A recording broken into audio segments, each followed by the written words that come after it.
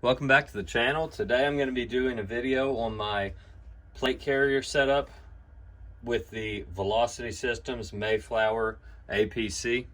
Stands for the Assault Plate Carrier. We're just going to go ahead and jump right in it. On the front I've got a triple S-tack with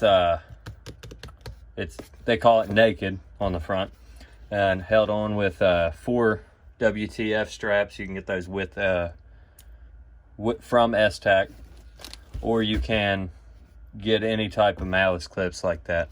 But you got 3 30-round PMags right here on the front. Then I've got a tourniquet on each side, held in with a Blue Force Gear TQ now is what they call that. Then moving on to the side, I've got 2 30-round PMags and a Baofeng 5-watt radio.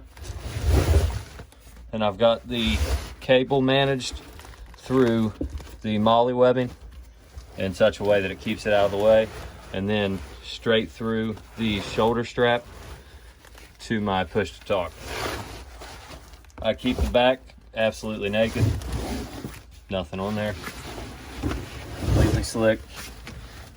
The other side, my right hand side where I would draw my pistol, also keep it slick, but I do have 3 elastic pockets on the inside of that. That's how the newer generation is made. And then that works our way back to the front. I've got level 4 Hoplite single curve plates, ceramics in there. And then this plate carrier actually has 3 admin type pouches. The first one is Velcroed back in the back, and I keep this little pouch of materials here, which are, we've got here 2 wet fires, really good for starting fire. I'll be doing a video on those coming up.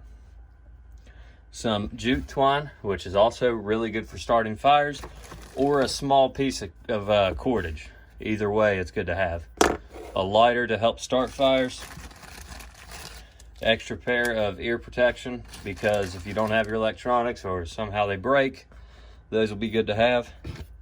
Roll of electrical tape, because that comes in handy. The auxiliary cord to go from my push to talk on my Baofeng into my electronic ear pro. 2 CR123s, 6 AAAs wrapped up like a mongoloid, and then a couple papers. This one's on my Baofeng and the functions of it, some little bit of hand signals literature for small unit tactics and things like that. And then a Fresnel lens, a second way to start your fire, all kept in this one Ziploc baggie. Now, I feel like a lot of this stuff is excessive and unnecessary, honestly.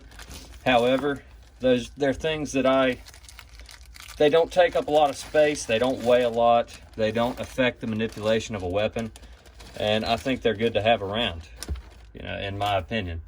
I don't have any real world experience, but if the day comes that I would have to use this, I think some spare materials on hand might come in handy. Could be wrong, but that's how I'm set up to go, and that's how it's going to be. But moving right forward, we've also got another pouch in front of that one. It's just kind of stays open, and I keep a Right in the Rain notepad and a pencil in there.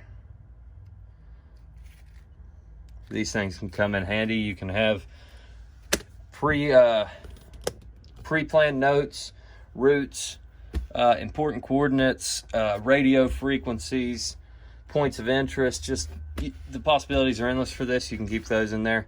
It's also got a ruler right here, if that is handy for you at all. For me, I don't really see how it would be. And then you have millimeters on the back as well.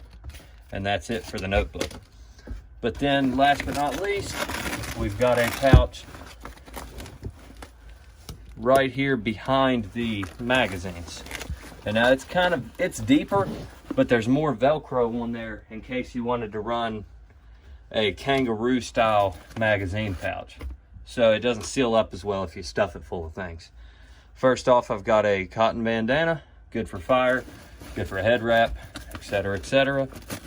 And I've got maps of my state, highway maps, not topographical, just something to have, way better than nothing. And then an Ozark Trail multi-tool. These are not the most durable. They don't have the most tools in the world, but I prefer to keep my good gear on my person at all times. That way, if something ever were to happen, I've got a better multi-tool in my pocket, but if I do not have that for any reason, I've got something. But I do prefer the spring-loaded pliers compared to this, but it is what it is. Not really picky on the tools I have as long as they last and they're effective to use. But that just about sums it up for my plate carrier. You've got the elastic here. This top pouch, there are little elastic loops in there, but they're so close to the Velcro, I'm not quite sure what you would use them for. If you have any idea on that, let me know in the comment section below, because I'm not too sure. But anyways, that's all I keep on my plate carrier. It's not made to sustain myself for any long amount of time. I don't honestly plan on using plates unless it's like some type of CQB or you know you're going to get engaged. But in the world we live in now, I mean, obviously this isn't a big concern, but from a preparedness standpoint, it's nice to have your bases covered with something a little more beefy and something that can stop rounds from a rifle. But that's about it. Not sure if I mentioned the IFAK on my left side, but I keep that there because that's my support hand, and I don't keep anything on my left side that I can't get to because of this pouch. Just throw on all of your gear and make sure it works well together, because that's the most important part. If you can't get to your pistol because of something on your right side, you might want to change it up a little bit. But anyways, that's my plate carrier setup. Mayflower APC by Velocity Systems. Thank you for watching. Like, comment, subscribe, share a video with your friends. I'm Coyote, and thank you for watching.